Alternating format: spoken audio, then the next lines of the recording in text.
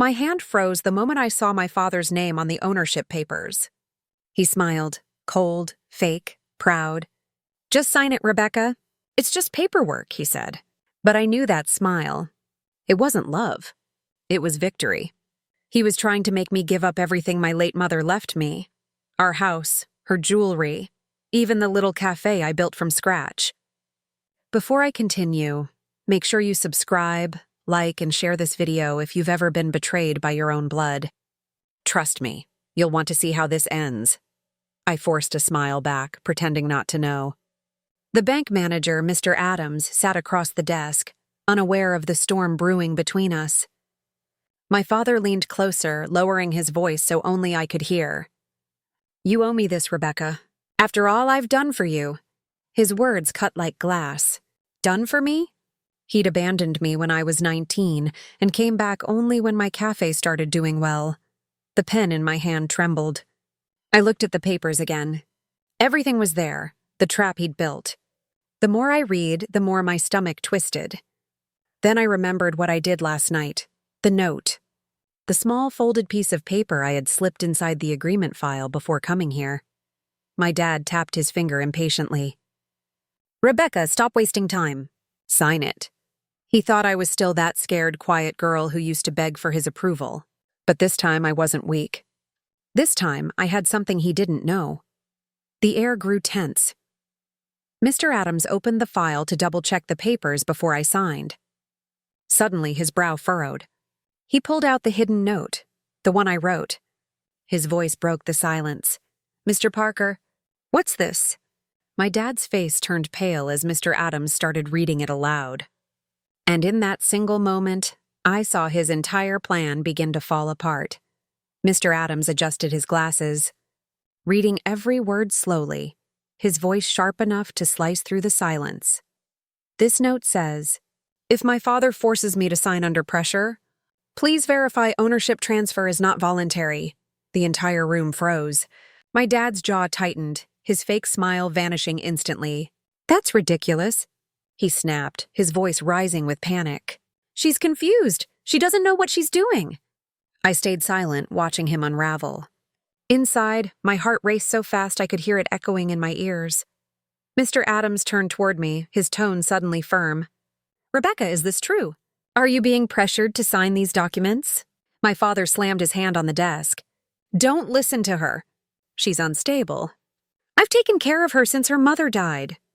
That lie hit me like a slap. My mother's death was the day he left, not stayed. I clenched my fists under the table, but I still didn't speak. I wanted him to keep talking.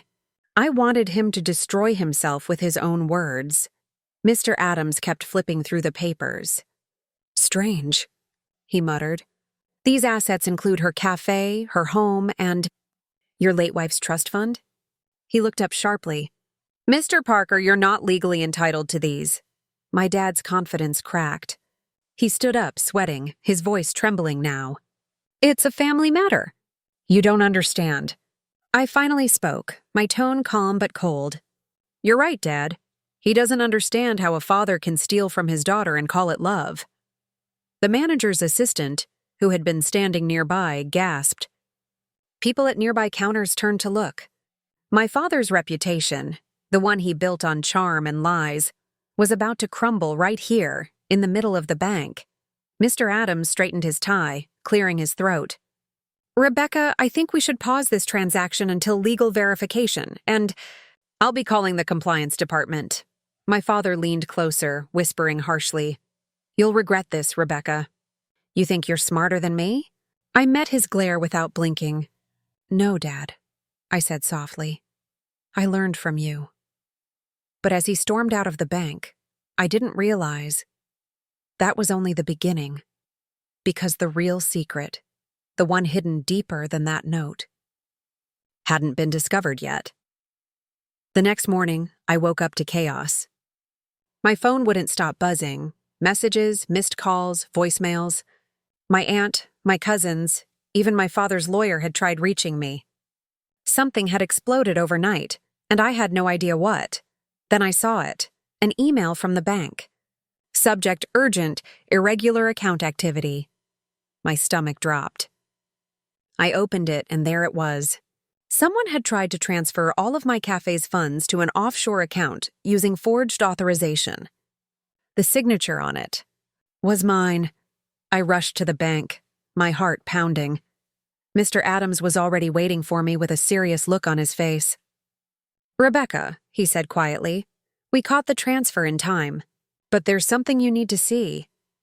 He led me into his office and showed me the security footage from last night. My father, in a suit, standing at the counter with another man, his lawyer probably, handing over fake papers, pretending to act on my behalf. I covered my mouth. He actually tried to steal everything," I whispered. Mr. Adams nodded grimly. "He even used your old ID copy. If we hadn't found that note earlier, Rebecca, everything would have been gone by now." I sat there frozen, my mind replaying every word my father had said to me the day before. "You owe me this." It all made sense now. He didn't want my forgiveness. He wanted my success. But then something clicked inside me. The way he always underestimated me. The way he believed I was too emotional, too naive to fight back. He didn't know what I had built quietly, in secret, while everyone doubted me. I looked up at Mr. Adams. "Freeze the accounts under my name." "And don't worry," I said, my voice steady for the first time. "I have proof of everything, including what he's been hiding." Mr. Adams frowned slightly. "What do you mean?" I pulled out my phone and opened a folder labeled Mom's Legacy. Dozens of scanned documents, old letters, and one video file. "He forgot one thing," I said quietly. "My mom didn't just leave me her cafe. She left me her will and his dirty secrets. But I wasn't ready to show anyone that. Not yet, because what was inside that file could ruin more than just my father's reputation. It could destroy everything he'd ever built. That night, I couldn't sleep. Every time I closed my eyes, I saw his face. That look of control, of arrogance, the way he thought he owned me, just like he owned everything else. But not anymore. I opened my laptop and played the video my mom had left, the one she'd hidden in a USB drive behind her old photo frame. Her voice came through, shaky but clear. "Rebecca, if you're watching this, it means your father is trying to take what's yours. Don't trust him. The cafe, the assets, and the savings, they're protected under your name. But there's one more thing he doesn't know." My heart stopped. She turned the camera toward a set of documents. Bank statements, property files, a separate account, in his name, but funded through illegal transfers from my mother's inheritance. I gasped. My father hadn't just tried to steal from me. He'd been stealing from her for years. The next morning, I walked into the bank again, calm this time. Mr. Adams looked surprised. "Rebecca, I didn't expect you so soon," I smiled slightly. "I think it's time the law steps in." I handed him a flash drive. "Everything's here. Bank statements, my mom's video, proof of his forged transfers. I want this investigated officially." He nodded, taking the drive carefully. "This is serious, Rebecca. Are you sure?" "Yes," I said without hesitation. "He wanted to destroy me publicly. Let's see how he handles being exposed." That afternoon, my father came storming into the cafe, his face red with anger. "You think you're smart, don't you?" He spat. "You ruined my name!" "Do you have any idea what people are saying about me?" I looked him dead in the eye. "You did that yourself." He slammed a newspaper onto the counter. The headline read, "Local businessman accused of forgery and family fraud. Investigation underway." The customers in my cafe went silent. Everyone was watching. He clenched his fists, trying to keep his composure. "You'll regret this, Rebecca. Blood is thicker than water." I leaned closer, my voice barely above a whisper. "And truth is stronger than lies." He walked out without another word. For the first time, I didn't feel scared. I felt free. But deep down, I knew it wasn't over yet. Because the next morning I received a message from an unknown number, and when I opened it, my heart froze. It was a picture of me at the bank, with a message below, "You exposed the wrong person." He's not the only one involved. I stared at the message, my fingers trembling. The number was unknown, But the photo, it was taken from inside the bank, which meant someone on the inside was working with my father. Someone who knew everything. For a moment, fear crept in. What if this went deeper than I thought? What if the fraud wasn't just his idea? I took a deep breath, steadied my shaking hands, and replied, "Who are you?" No response. Just those 3 dots, typing. Then they stopped. A few hours later, I went back to the bank, this time with my lawyer. Mr. Adams met us at the entrance, looking pale. "Rebecca," he whispered, "you were right. Someone helped him. One of our senior officers altered transaction records." I froze. "Who?" He hesitated, then said quietly, "My deputy, Thomas. He's been working with your father for months.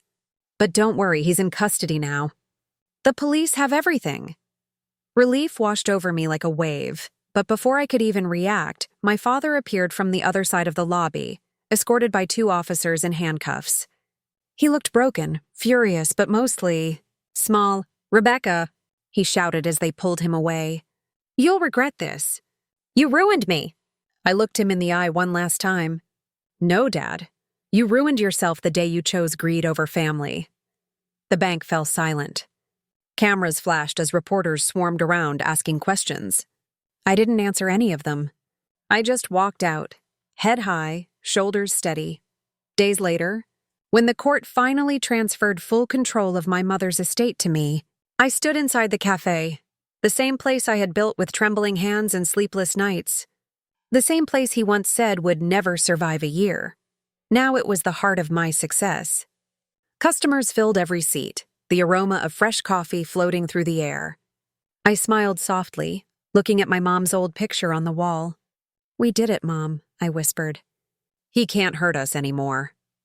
Outside, news screens flashed my name, Rebecca Parker, cafe owner who exposed a family fraud empire, and for the first time in years, I felt peace, because the truth wasn't just my revenge, it was my freedom.